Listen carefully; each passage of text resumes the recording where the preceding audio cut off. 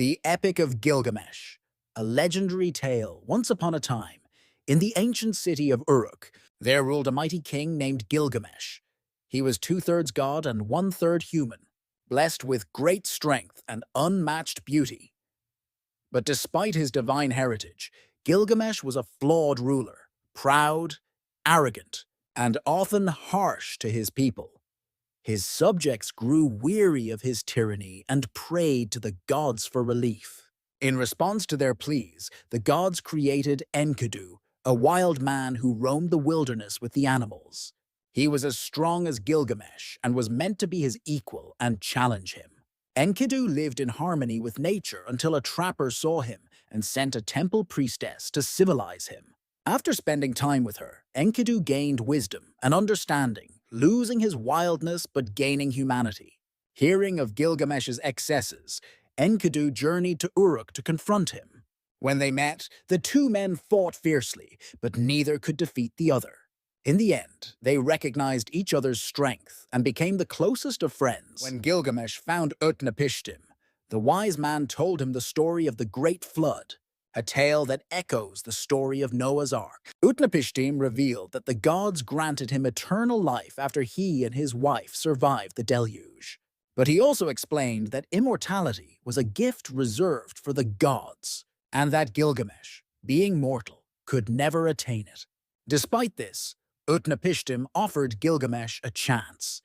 If he could stay awake for 6 days and 7 nights, he might gain some form of eternal life. However, exhausted from his journey, Gilgamesh quickly fell asleep.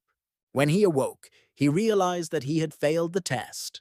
As a consolation, Utnapishtim told Gilgamesh of a plant that could restore youth growing at the bottom of the sea.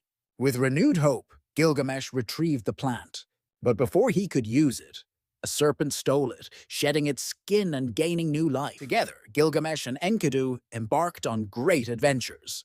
They traveled to the Cedar Forest, home of the fearsome monster Humbaba, whom they defeated in a brutal battle. They also fought and killed the Bull of Heaven, sent by the goddess Ishtar after Gilgamesh rejected her advances. However, their victory came at a price. The gods, angered by the death of Humbaba and the Bull of Heaven, decreed that one of the two heroes must die. Enkidu fell gravely ill and, after days of suffering, passed away.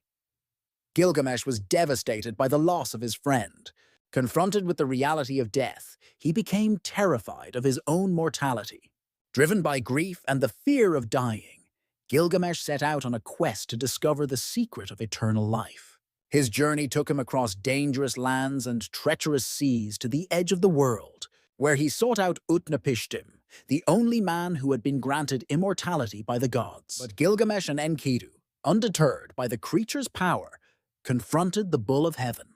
After a fierce battle, they managed to kill the beast, with Enkidu delivering the final blow by grabbing its tail while Gilgamesh struck it down. In a moment of triumph, Enkidu tore out the bull's heart and offered it to Shamash, while Gilgamesh taunted Ishtar by throwing the bull's haunch at her feet. The people of Uruk celebrated their victory, but the gods were furious. This act of defiance led to the gods convening a council, where they decided that either Gilgamesh or Enkidu must be punished for their actions. They chose Enkidu, sealing his fate and leading to his eventual death. After returning to Uruk, Gilgamesh and Enkidu celebrated their victory over Humbaba, but their success caught the attention of the goddess Ishtar, the goddess of love and war, who was captivated by Gilgamesh's beauty and strength. Ishtar proposed marriage to Gilgamesh, offering him wealth and power beyond his imagination. But Gilgamesh, aware of Ishtar's volatile nature and the tragic fates of her previous lovers, rejected her proposal with scorn. He insulted her by listing the misfortunes that befell her former lovers, enraging the goddess. In her fury, Ishtar went to her father, the sky god Anu, and demanded that he release the Bull of Heaven to punish Gilgamesh. The Bull of Heaven was a colossal beast that could cause earthquakes and droughts with its mere presence. Anu, though hesitant, eventually granted her request. The bull descended upon Uruk, causing devastation. It trampled the fields, dried up the rivers, and killed hundreds of people with its deadly snorts. Defeated but wiser, Gilgamesh returned to Uruk. He realized that although he could not escape death, his deeds and his city would endure.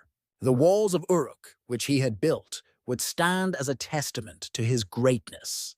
In the end, Gilgamesh accepted his mortality and found peace in knowing that his legacy would live on.